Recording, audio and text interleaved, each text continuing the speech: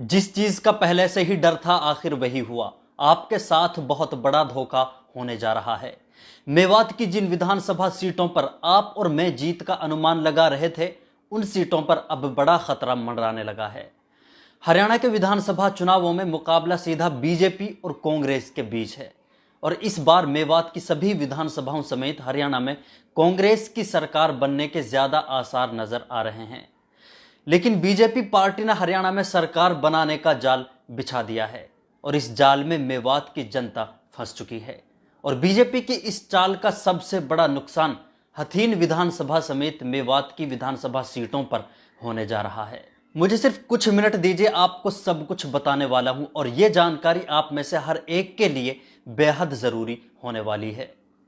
हरियाणा में विधानसभा चुनावों के बीच एक तरफ कांग्रेस और दूसरी तरफ बीजेपी पार्टी है। पिछले 10 सालों से हरियाणा में बीजेपी की सरकार रही है, लेकिन इस बार सत्ता बदलने के आसार नजर आ रहे हैं। लेकिन मेवात की विधानसभा सीटों के बारे में बात करें तो कभी ऐसा नहीं हुआ कि यहां के लोगों ने सरकार बनाने में अपनी अहम भूमिका अदा की हो। और इस इलाके के पिछड़ने की और इसे विकास से दूर रखने की एक बड़ी वजह यह भी रही है। हरियाणा में फिलहाल कांग्रेस और बीजेपी के अलावा इंडियन नेशनल लोकदल यानी इनेलो और बसपा के बीच गठबंधन है, जिसकी इस बार खूब चर्चा भी रही है। लेकिन अगर मैं ये कहूं कि यह गठबंधन बीजेपी ने कराया है और यह एक छुपा हुआ गठबंधन है, इन दोनों पार्टियों का बीजेपी से गठबंधन है, तो हो सकता है शायद आप मुझे गलत कहें, लेकिन यह मैं नहीं कह रहा हूं।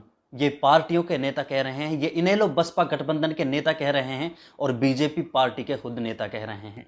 इनेलो बसपा गठबंधन के एक बड़े नेता ने यह साफ कह दिया है कि जो भी हमारी सीटें आएंगी, हम उनसे हरियाणा में बीजेपी को ही समर्थन देंगे और हम अपने सहयोग से हरियाणा में तीसरी बार बीजेपी की सरकार बनाएंगे।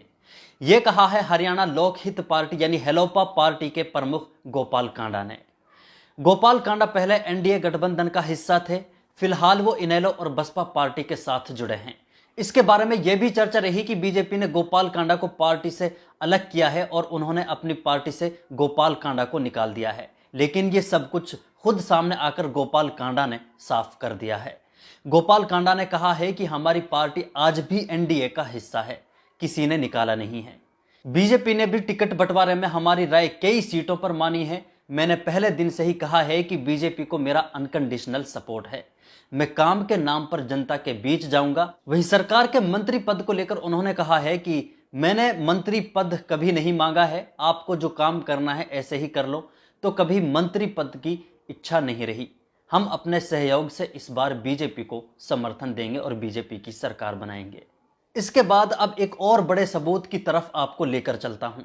रणजीत चौटाला जो काफी दिनों से बीजेपी पार्टी का हिस्सा थे, वो बीजेपी की हर रणनीति में शामिल होते थे।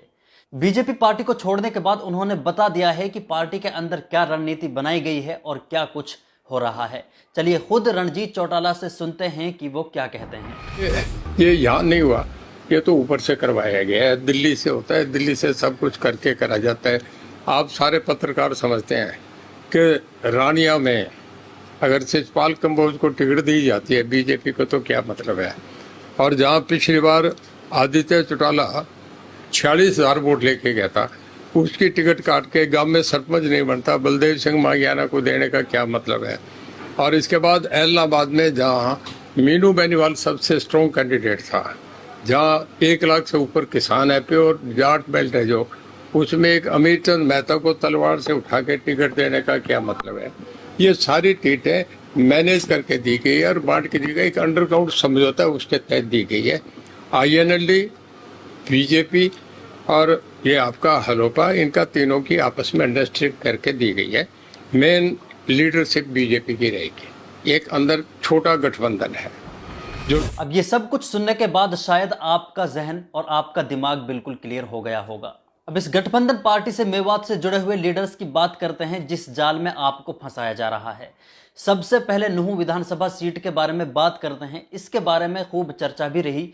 यहां से बीजेपी के टिकट के दावेदार जाकिर हुसैन माने जा रहे थे, लेकिन उनका टिकट काटकर संजय सिंह को टिकट दे दिया गया और इसके बाद बीजेपी के नेता जाकिर हुसैन के बेटे ने इनेलो बसपा गठबंधन से हाथ मिलाया और इनेलो बसपा ने जाकिर हुसैन के बेटे को अपना कैंडिडेट बना दिया। लेकिन जाकिर हुसैन ने अभी बीजेपी पार्टी का दामन नहीं छोड़ा है, ये याद जरूर रखें। क्योंकि अंदर से पार्टी भी जानती है और गठबंधन के और बीजेपी के नेता भी जानते हैं कि नाम बदले जाएंगे, चेहरे पर वही रहेंगे। 2-3 तरफ से वोट काटे जाएंगे और जो वोट काटे जाएंगे उसका सीधा फायदा किसे होगा, ये आप भी बताएं। अब बात करते हैं फिरोजपुर झिरका विधानसभा सीट के बारे में। यहां से कांग्रेस के कैंडिडेट मामन खान हैं, बीजेपी के कैंडिडेट नसीम अहमद हैं और इनेलो बसपा गठबंधन के उम्मीदवार यहां से हबीब हवन नगर को बनाया गया है, जो पहले बीजेपी पार्टी में शामिल थे। इसके बाद वो टिकट हासिल करने के लिए कांग्रेस में शामिल हुए। कांग्रेस ने उनका टिकट काटा तो वो इनेलो बसपा गठबंधन से जा मिले, यानी सुबह का गया शाम को घर वापस लौट आया। ये हबीब हवन नगर के हिसाब से बिल्कुल ठीक कहावत है। यहां टिकट के लिए उन्हें किसी जैक और जुगाड़ की जरूरत नहीं है। पहले से ही बीजेपी पार्टी में उनका अलग ही रुतबा है। अब एक तरफ नसीम अहमद जो बीजेपी पार्टी के उम्मीदवार हैं और दूसरी तरफ हबीब हवन नगर, इन दोनों को एक ही मानिए। लेकिन अब बात करते हैं एक और सीट, हथीन विधानसभा सीट के बारे में, जहां से बसपा और इनेलो गठबंधन के उम्मीदवार तैयब हुसैन भीमसिका हैं। कुछ दिनों पहले उनकी खूब चर्चा रही कि वो बीजेपी के नेताओं से मिले हुए हैं। सोशल मीडिया पर एक फोटो बीजेपी के सांसद कृष्ण पाल गुर्जर के साथ उनकी एक फोटो वायरल हुई, जिसके बारे में खूब चर्चा भी रही। बीजेपी ने यहां से मनोज रावत को अपना उम्मीदवार बनाया है और इसकी वजह यह है कि जहां इनेलो बसपा गठबंधन के उम्मीदवार मजबूत हैं, वहां जानबूझकर बीजेपी ने अपने हल्के उम्मीदवार मैदान में उतारे हैं। हालांकि इस सीट पर मौजूदा विधायक के बाद अगर कोई बीजेपी के टिकट के लिहाज से कोई मजबूत दावेदार और उम्मीदवार था तो वो कहर सिंह रावत थे। मनोज रावत का किसी ने नाम तक नहीं सुना था, लेकिन आप इस जाल को अब आसानी से समझ सकते हैं। तैयब हुसैन यहां से इनेलो बसपा गठबंधन के उम्मीदवार हैं। 2019 के चुनावों में उन्होंने कांग्रेस के उम्मीदवार को हराने में एक अहम भूमिका अदा की और काफ़ी लोगों को लगता है कि वो बीजेपी से अलग हैं, लेकिन आप गलत सोच रहे हैं। आप बीजेपी के समर्थक हैं जो दोबारा हमारी कौम और हमारे समाज पर एक जालिम हुकूमत को मुसल्लत कर रहे हैं। याद रहे, ये गठबंधन बीजेपी का गठबंधन है जो जाट और मेवों के वोटों पर कब्जा जमाने का एक अच्छा तरीका ढूंढ निकाला है। इनेलो बसपा गठबंधन की जितनी भी सीटें होंगी उनसे हरियाणा में मिलाकर बीजेपी सरकार बनाई जाएगी। हमारा काम है आपको ऐसी साजिशों से बाखबर रखना। बाकी आपको फैसला खुद लेना है। आप समाज और अपनी कौम के हित के लिए फैसला लेंगे या अपनी जिद से जालिम हुकूमत को अपने ऊपर मुसल्लत करेंगे। बाकी इस पूरी रिपोर्ट के बारे में अगर आपकी भी कोई राय है तो अपनी राय कमेंट बॉक्स में ज़रूर रखें।